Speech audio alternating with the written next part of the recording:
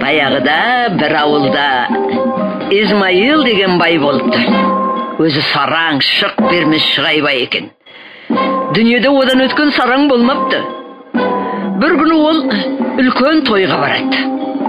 Тойда боза шетте, қасына ешкімді ертпестен жалғыз өзі үйіне қайтады. Ол салт атпен келе жатып, ер үстінде теңселе бастайды. Орманға кірген кезде тым қатты теңселіп, қазған бір терең орға құлап түседі. Ол орда аңшылар жыртқышаңдарға арнап қазған болатын. Измаил бай терең шұңқырда отыра береді. Жан жағынан ырылдаған, ысылдаған дауыстар естіледі. Аңдардың бірі ырылдаса, бірі ысылдайды. Шұңқырдың іші қараңғы, ештеңе көрінбейді. Ол қорқып, жәрдем көрсет деп адамдарға айқайлай бастайды. Құтқарыңдар, құтқарыңдар деп жар салады. Құтқарыңдар, шұңқырдан шығарыңдар. Осы сәтте бір шаруа өтіп бара жатады. Ол айқайлаған дауысты естиді де, орға жүгіріп келеді. Қараса, ор өте терең, түбі көрінбейді. Жалма-жан бір ұзын сырықты кесетті, орға бойлата салады. Сөйтетті, соры қайнап жатқан бұғайсың, мына сырықтан мықтап ұста, деп дауыстайды. Ол сыртқа бір құмық шығады деп ойлайды. Бірақ оның орнына қызыл түлкі шыға келеді. Ол құйрығын бұлаң еткізіп орманға қарай зытып отырады. Міне керемет, түлкіді адамша сөйлегені ме? Деп шаруа аң-таң болады. Ол одан әрі жүре берейін деп еді. Ордан тағы да адам даусы естілді. Көмектес маған! Маған да көмектес, ордан алып шықшы. Менің атым Измаил. Мен жақын жердегі ауылдың адаммын. Менің байлығым мол. Саған көп ақша беремін. Мені құтқарсаң, ақыңды жемеймін, дейді.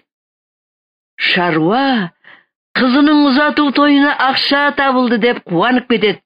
Ол тағы да жуанырақ әрі ұзындау сырықты кесетті, орға түсіреді. Нығыздап ұста, қазір сыртқа алып шығамын, деп дауыстайды. Сырыққа біреу жармасады. Өзі соншалық ауыр. Шаруа қолындағы сырығынан айырылып қала жаздайды. Қараса, аю шығып келеді. Шаруаның зәресі ұшып кетеді. Қаша жөнелгісі келеді. Бірақ ор ішінен тағы да аянышты дауыс естіледі.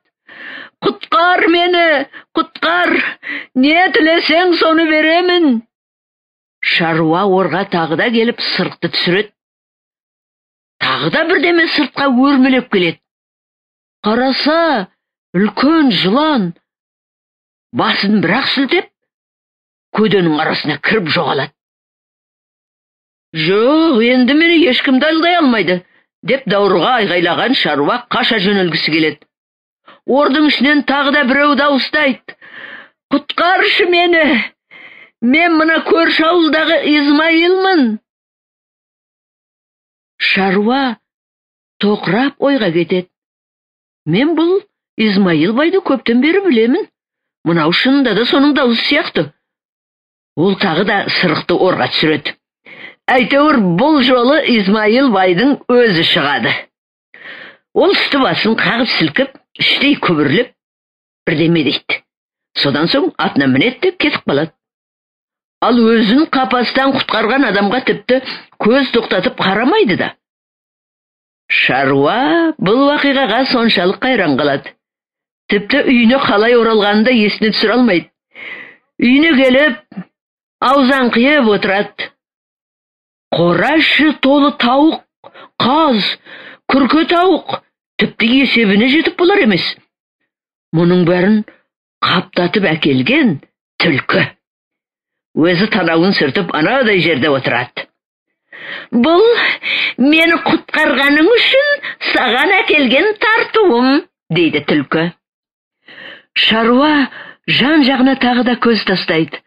Қараса, қораның екінші бір жағында таудай отын үйулі тұр. Мұны аю орманнан алып келіпті. Ол да анадай жерде табанын жалап отырады. Бұл мені құтқарғаның үшін саған әкелген тартуым, дейді аюда. Шаруа есік алдына қараса, жылан жатқанын көреді. Жылан басын көтереді. Мынау, мені құтқарғаның үшін саған әкелген тартуым, деп бір қымбат бағалы тасты оған ұсына береді. Шаруа тасты қолына ұстап оған қарағыштап тұрып қалады. Енді бір сәт жан жағына көз тастаса, әлгілердің бәрі де кетіп қалған. Шаруа қуанып кетеді. Бір қысқа жететін отын да, ішіп жем де бар. Ал тасты базарға апарып сатам, оның ақшасын қызымның тойына жұмсаймын деп ойлайды. Сөйтіп ол базарға шеберге барады. Тасты көргенде шебер қайран қалып аң-таң болады. Тас соншалық қымбат, оған базарда баға жетпейді. Сұмырай, сен мұны қайдан ұрлап алдың? Деп даурығады шебер. Біреуді өлтірдің бе? Әлгі жерде жұрт жиналады да, шаруаның қолын байлап, оны сотқа, қадиге алып келеді. Бұл тасты қайдан алдың? Кімнен ұрлап алдың? Сен кімді өлтірдің? Деп қади сұрай бастайды. Мен тасты ұрлап алғам жоқ, ешкімді де өлтірген жоқпын. Бұл тасты маған Измайыл баймен бір ордың ішінде бірге отырған жылан берді. Измайылды шақыртыңыз, ол менің айтқанымның бәрін растайды. Сөйтіп шаруа болған оқиғаның бәрін баяндап береді. Сол кезде Измайылды да келеді. Сен ор ішінде жылан мен түлкімен аюмен бірге болдың ба? Мына шаруа сені сол ордан шығарып алды ма? Деп сұрайды қади Измайылдан. Өтірік айтып отыр. Арсыз, маскүнем. Мен ешқандай ор көрген жоқпын. Деп жауап береді Измайыл. Шаруа аң-таң болып, жүзі сұрланып кетеді. Ол Измайылдан мұндай рақымсыздықты күтпеген еді. Сөйтіп, мені құтқар деп жалынған кім? Сенсің. Не тілесең соның бәрін беремін деп уәде берген кім? Сенсің. Ал ендігі айтып тұрғаның мынау, осының бәрін ойдан шығарып тұрған сияқтымын, деп ашына айқайлап жібереді. Сен жалақорсың, маскүнем, ұрысың. Мен сенен ешқандай қайрым сұраған жоқпын. Ешқандай уәде де берген жоқпын, деп айқайлайды Измайыл.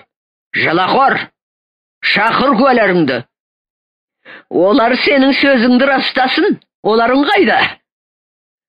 Осы сәтте қадидің өзі де шаруаға бас салып дүрсе қоя береді. Жауап бер, жексұрын. Қайда куәлерің? Сен өтірікшісің, кісі өлтірушісің, ұрысың. Сен кімдерді тонамадың? Ол ма? Измайыл сияқты қадірлі әрі бай адамды қаралауға дейін бардың. Осыншалық қылықтарың үшін сені өлім жазасы да кесемін, деп даурығады. Қади айқайлап, нөкерлерін шақырады да, мынаны апарыңдар да көрге тығыңдар, деп әмір етеді. Нөкерлер шаруаға жақындай бергенде, қақпаның сырт жағынан бір алапа дауыс шығады. Жұрт жан-жаққа бытырай қашады. Қади да, шаруа да, қорыққаннан жүзі сұп-сұр болып кеткен Измайыл да қарап тұр. Аулаға аю, түлкі, ирелеңдеп жылан кіріп келеді. Олар есік алдына жақындап келіп, Қадиге тағзым етеді. Шаруаның айтқаны шын екендігіне біз куәміз. Ал бай Измайыл өтірік айтып тұр. Шаруа біздің бәрімізді де, мұна өтірік шымалғынды да құтқарды. Біз құтқарған үшін ешқандай уәде берген жоқ едік.